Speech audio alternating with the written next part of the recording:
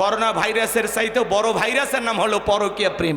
আমার সোনার দেশটা খাইছে রে এই পরকীয়ার অভিশাপে। কথা কন ঠিক কিনা?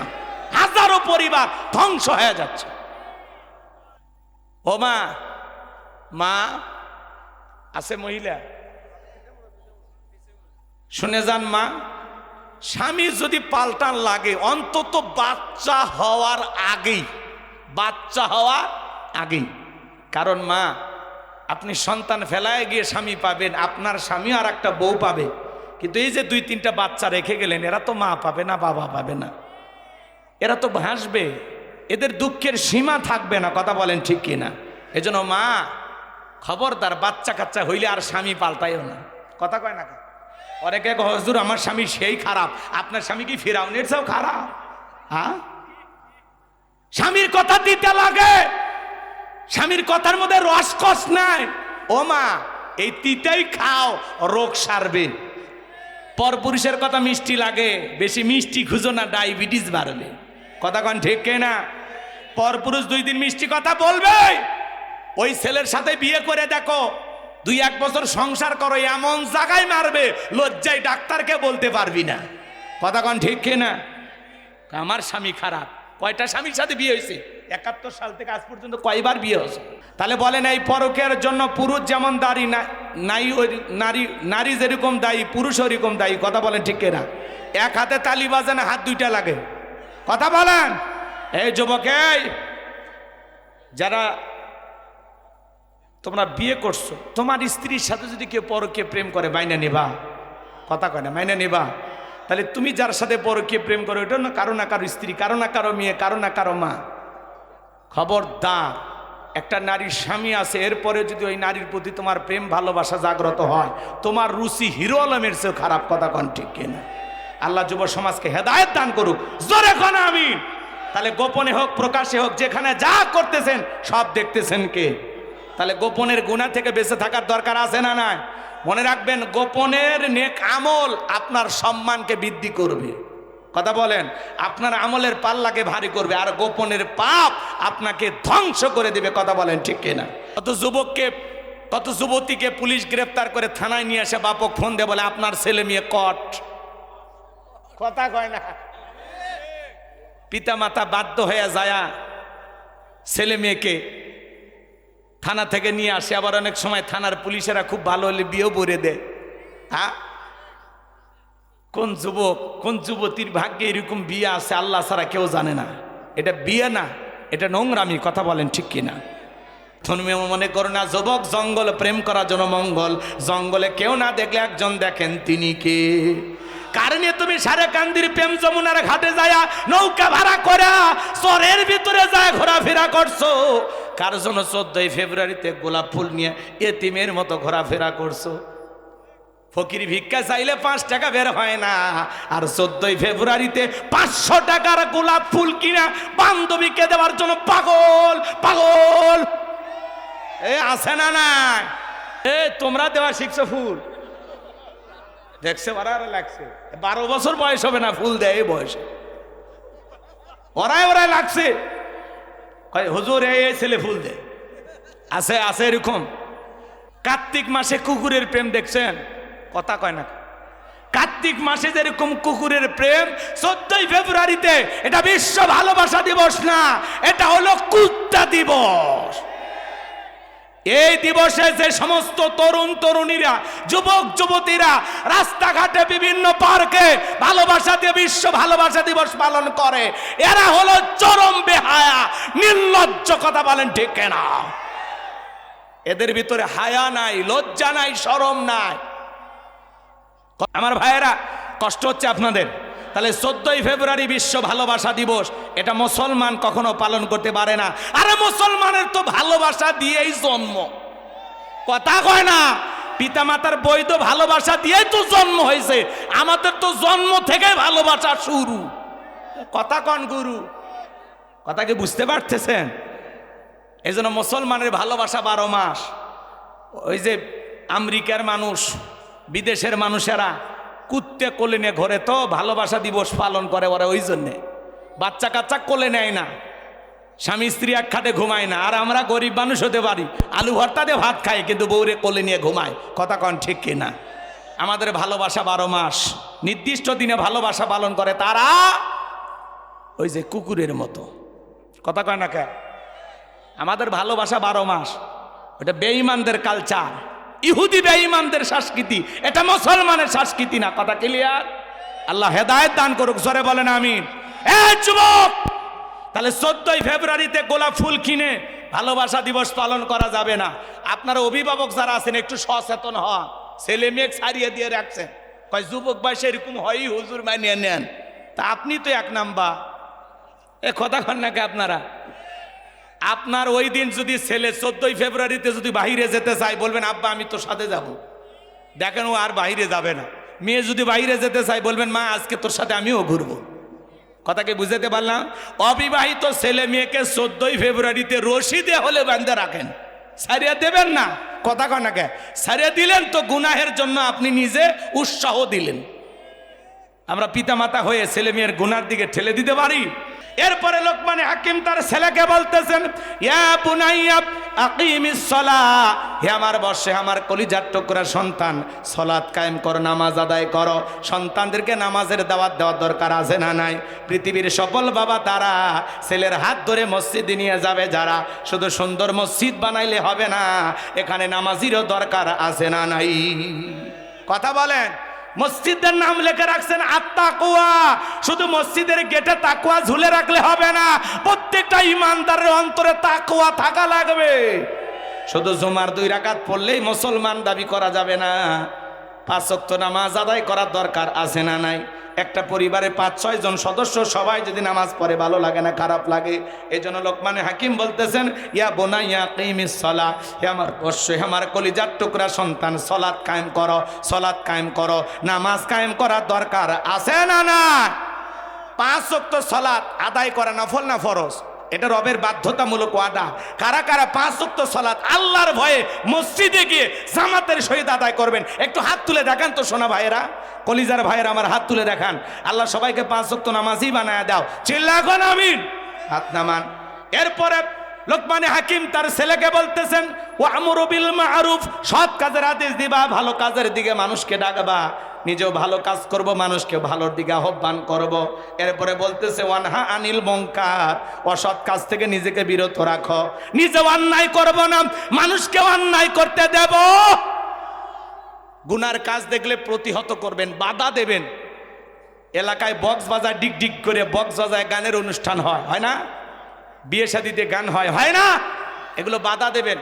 10-5 জন মুরব্বী মিলে সবাই মিলে যায় বাধা দেবেন, এই বিয়ে করতেছো কর বাবা, গান বাজাসকে, এ তো জায়েজ না, এটা হারাম। কথা বলেন ঠিক কি না?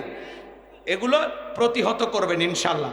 এরপরে বলতেছেন, আসবির আলা মা আসাবাক, বিপদ আপদ মুসিবত আসলে সবর করবা, ধৈর্য ধারণ করবা। জীবনে যদি সফল হতে চান, ধৈর্যের দরকার আছে না নাই? ধৈর্যশীল যারা এই পৃথিবীতে তারা সফল হয়। যে কোনো কাজের ব্যাপারে, ইবাদতের ব্যাপারে বলেন আর যে কোনো কাজের ব্যাপারে বলেন, আপনি যদি সফল হতে চান অবশ্যই আপনাকে ধৈর্যশীল হওয়া লাগবে। আর ধৈর্যশীল বান্দাদেরকে পছন্দ করেন কে?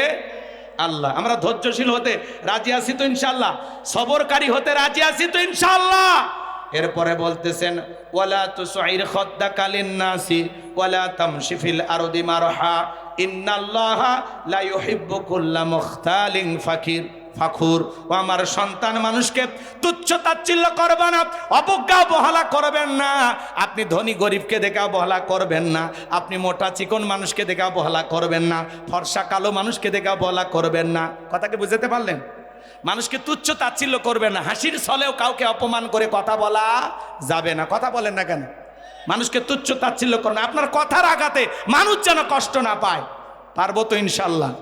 এরপরে ভালো করে বোঝেন, লোকমানে হাকিম ছেলেকে বলতেছেন, ওয়ালা তামশি ফিল আরদি মারহা, জমিনে দাম্ভিকতা করো না, অহংকার করো না। আপনি অহংকার করে লাথি মেরে জমিন ফাটায় ফেলতে পারবেন, আপনার পায়ের 12টা বাজবে, আল্লাহর জমিনের কোনো কিছু হবে।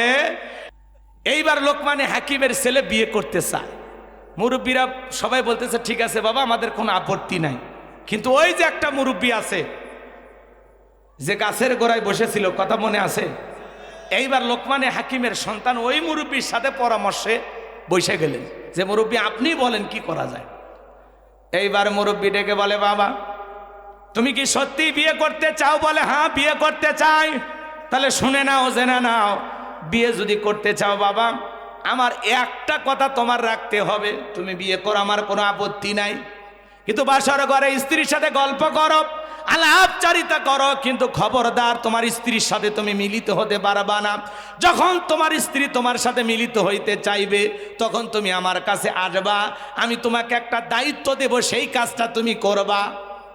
ওই দায়িত্ব পালন করার পরে আমি তোমাকে পরবর্তী কি করা লাগবে সেটা বলে দেব। এইবার লোকমানে হাকিমের ছেলের সাথে সেই ভয়ঙ্কর সুন্দরী নারীর বিবাহ হয়ে গেল।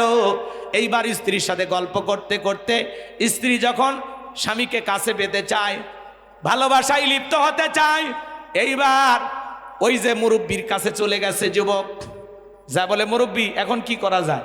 বলে এই যে একটা বদনা দিলাম, লোটা দিলাম, তোমার স্ত্রীকে বলবা যে তুমি যদি আমার সাথে মিলিত হতে চাও তাহলে এই বদনার ভিতরে তুমি পেশাব করবা। কি করবা? পেশাব করবা। এইবার স্ত্রী ওই বদনার ভিতরে পেশাব করে দিয়েছেন। লোকমানে হাকিমের সন্তানকে বলছে, বাবা মুখটা ধরে আমার কাছে নিয়ে আসবা। এবার মুখটা ধরে মুরব্বীর কাছে নিয়ে গেছে। মুরব্বী এইবার বলতেছে, বাবা তুমি তোমার স্ত্রীর সাথে মিলিত হতে পারো, আর কোনো সমস্যা নাই, আল্লাহু আকবার বলেন। এইবার পরের দিন সকালবেলা ওই যে 10টা লাশ যারা বাইর করছে, এইবার মুরব্বীর কাছে যাওয়া হলো, মুরব্বী আপনি বলেন এর রহস্য কি? তখন বলতেছে, বাবা তোমার স্ত্রীর পেটের ভিতরে কি ছিল তুমি দেখতে চাইলে আমার কাছে আসো। ওই যে বদনায় কি করছে? প্রস্রাব করছে।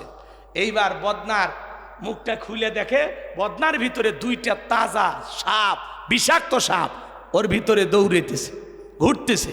তখন বলতেছে, বাবা এই যে দেখো, এই কারণেই প্রত্যেকটা স্বামী মারা গেছে, কিন্তু আমি কৌশল করে ওই যে সাপের মাথা ওইটা বদনার ভিতরে দিয়ে রাখছিল, আর এই সাপেরা বুঝতে পারতেছে এটা তো আমাদের জাতি ভাই, তাহলে এটা তো আমাদের জগৎ। কথাকে বুঝাইতে পারলাম তো? এই হলো মূল ঘটনা। এরপরে দ্বীপে যাওয়ার টাকা নিয়ে আসা, ওই দিকে আর না যাই, যতটুকু হয়েছে আল্লাহ কবুল করেন, জোরে বলেন আমিন। সুলাইমান আলাইহিস সালাম ডেকে বলে, আব্বাস সিন্ধুকে 3টা জিনিস থাকবে। 1 নাম্বার হলো একটা কিতাব, রাষ্ট্র কিভাবে পরিচালনা করা লাগবে একটা সংবিধান আছে না নাই? বাংলাদেশের সংবিধান লিখেছেন ডক্টর কামাল, কথা কর, আর এটা হলো আল্লাহর সংবিধান। কথা বলেন, 54 বছরে ডক্টর কামালের সংবিধানে শান্তি আসেনি। বাংলাদেশে শান্তি আসবে সেই দিন আল্লাহর কোরআন দিয়ে জমিনটা চলবে যেই দিন। কথা বলেন ঠিক কিনা? আল্লাহর বিধানে শান্তি, আল্লাহর বিধানে মুক্তি। কথাকে বুঝতে পারছেন তো? সুলাইমান আলাইহিস সালাম বললেন আল্লাহর পাঠানো সেই সিন্ধুকে একটা কিতাব থাকবে, একটা সহিফা থাকবে, কিভাবে রাষ্ট্র পরিচালনা করা লাগবে তার নিয়ম নীতি ওই কিতাবের ভিতরে লেখা থাকবে। বলুন আল্লাহু আকবার। 2 নাম্বার একটা চাবুক থাকবে। কি থাকবে? এই সমাজে যারা চুরি করবে, অপরাধ করবে, ওই চাবুক নিজে যায় শাস্তি দিয়ে আসবে। এই চাবুক চালানোর জন্য কোনো মানুষ লাগবে না। আল্লাহু আকবার কন। ওই রকম একটা চাবুক যদি এই জামানায় থাকতো, কে চুরি করছে ওই চাবুক নিজে যায় শাস্তি দিয়ে আসতো, ওপর থেকে মার শুরু হইতো। কথা কন ঠিক কিনা? দুর্নীতি হয়েছে কিনা 16 বছরে দেখেননি? 11 লক্ষ কোটি টাকা দুর্নীতি করে ওরা বিদেশে নিয়ে গেছে। এক এক এমপি মন্ত্রীর হাজার হাজার কোটি টাকার গাড়ি বাড়ি সম্পদের অভাব নাই, এখনো তারা আরামে এসে আছে। কথা কন নাকি আপনারা? যার শরীর চলতো না সেও বলতো পালাবো না, হারাবো না, পাইলেই গেছে। আছে এমপি মন্ত্রী আছে? কথা কন না কা? মন্ত্রীরা সব কোথায় গেল, এমপিরা সব কোথায় গেল, কোথায় কাদের কাকা, ওদের সারা দেশটা এখন লাগে ফাঁকা ফাঁকা। কথা কয় না? পালাবো না, পালাবো না, পালাবো না, যাই না তাদের দেখা, ওদের সারা দেশটা এখন লাগে ফাঁকা ফাঁকা। আইন মন্ত্রী আটকে গেল আইনেরই ফাঁকে, দাড়ি সারা দরবেশটারে ভণ্ড ভণ্ড লাগে। শুনেছি ভাই কত নেতা নেত্রী খাইতেছে ভাই ডান্ডা, বিচারপতি কালা মানিকের ফাটিয়েছে নাকি আন্ডা। এই বিচারপতি শামসুদ্দিন মানিক আল্লামা সাইদি হুজুরকে মৃত্যুদণ্ডের রায় দিয়েছিল। কথা বলে ঠিক কিনা? আমরা বলতে চাই ওই বিচারপতি মানিককেও মৃত্যুদণ্ডের রায় দিতে হবে। এরা আলেম ওলামার দুশ্মন, ইসলামের দুশ্মন। কথা বলে ঠিক কিনা? পলকের ঝলক গেল, পলকের ঝলক গেল, থামিয়ে নেটের চাকা, ওদের সারা দেশটা এখন লাগে ফাঁকা ফাঁকা। থাক বলবো না, মেলা রয়েছে, বাদ দেন। ওই চাবুক শোনেন, ওই চাবুক দিয়ে কি হইতো? যে চুরি করতো চাবুক নিজের শাস্তি দিয়ে জায়গার চাবুক জায়গায় ফেরত আসতো। আল্লাহ আকবার কন। আর 3 নাম্বার ডেকে বলে আব্বা, ওর ভিতরে একটা আংটি থাকবে, এই আংটি যার হাতে থাকবে মানব দানব জিন ইনসান সকলেই তার হুকুম মানতে বাধ্য। বলুন আল্লাহু আকবার। আখিরি দাওয়ানা আলহামদুলিল্লাহি রাব্বিল আলামিন। বাজান আর কিছু বলবেন? কিছু বলার নাই ভাই, কিছু বলার নাই? আল্লাহুম্মা আমিন। রব্বানা যালামনা আনফুসানা ওয়া ইল্লাম তাগফির লানা ওয়া তারহামনা লানাকুনান্না মিনাল খাসিরিন। গাবতলী পদ্মপাড়া মসজিদে আর রহমানের উদ্যোগে ৪র্থ অধিবেশন ওয়াজ মাহফিলের শ্রদ্ধাভাজন সভাপতি জনাব আলহাজ মোহাম্মদ মাহবুবুর রহমানকে কবুল করেন, জনাব মাওলানা মোহাম্মদ মাহাদি হাসানকে কবুল করেন, উদ্বোধক জনাব মোহাম্মদ হেলালুজ্জাম তালুকদার লালুকে কবুল করেন, প্রধান অতিথি জনাব মোহাম্মদ রেজল করিম বাদশাকে আল্লাহ কবুল করে নেন। প্রধান পৃষ্ঠপোষকতায় আল্লাহ তোমার গোলাম জনাব আতিকুর রহমান রোমান ভাইকে আল্লাহ কবুল করে নেন, তার হায়াত বাড়ায় দেন, তাকে সুস্থ রাখেন, ভালো রাখেন। তার জনম দুঃখিনী মা কবরে চলে গেছে, আল্লাহ তার মায়ের কবরটা জান্নাতের বাগান বানায়া দাও। তার পরিবারের আত্মীয় স্বজন যারা কবরে চলে গেছে মাফ করে দেন, কবরগুলো জান্নাতের বাগান বানায় দেন। জনাব আতিকুর রহমান রোমান ভাইকে আল্লাহ কবুল করে নেন। বিশেষ অতিথি যাদের নাম আছে কবুল করেন, বর্ণ অতিথি বিরুদ্ধে আমন্ত্রণ অতিথি যাদের নাম আছে কবুল করেন। শেখ মোহাম্মদ আব্দুল্লাহ আল মামুন সালাফিকে কবুল করেন। হযরত মাওলানা মুফতি আতাউল্লাহ নিজামী হুজুরকে আল্লাহ কবুল করে নেন। আল্লাহ মাগরিব থেকে পর্যন্ত যত আলেম ওলামা কথা বলেছেন কোরআন এবং হাদিসকে সামনে রেখে আল্লাহ প্রত্যেকটি কথার উপরে বক্তা শ্রোতা সবাইকে আমল করার তৌফিক দিয়ে দেন। রব্বুল আলামিন জনাব ইঞ্জিনিয়ার মোহাম্মদ মাহমুদুন নবী বিপ্লব সাহেবকে আল্লাহ কবুল করেন। আল্লাহ তোমার গোলাম সারা দেশে তার সুনাম সুখ্যাতি, সকলে মানুষ তাকে চিনেন, শ্রদ্ধা করেন, সম্মানে করেন। আল্লাহ আল্লাহ তোমার এ গোলামের সম্মান মর্যাদাকে আরো বাড়িয়ে দাও। আল্লাহ তার মেধা যোগ্যতাকে আরো বাড়িয়ে দাও। আল্লাহ তাকে জ্ঞানী মানুষ হিসাবে কবুল করে নাও। রাব্বুল আলামিন তিনি এই দেশের মানুষের জন্য যেভাবে সেবা করতে চান আল্লাহ সেইভাবে তাকে সেবা করার তৌফিক দিয়ে দেন। আল্লাহ তার মাধ্যমে অনেক কষ্ট করে আমার প্রিয় আব্দুর রহিম ভাই যোগাযোগ করে আল্লাহ আজকের প্রোগ্রামটি রেখেছেন। আল্লাহ তাদের হায়াত আপনি বাড়ায়া দেন। আব্দুর রহিম ভাইয়ের ওপর খাস রহমত বরকত নাজিল করেন। আল্লাহ তার পরিবারের ওপর খাস রহমত বরকত নাজিল করেন। আতিক শাহাদতকে কবুল করেন। বাগিনা শেখ আবু ইউসুফকে আল্লাহ দিনের জন্য কবুল করে নেন।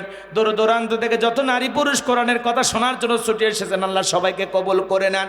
সূরা লোকমানকে সামনে রেখে আমি যতক্ষণ আলোচনা করেছি আল্লাহ প্রত্যেকটি কথার ওপরে আমল করার তৌফিক দেন।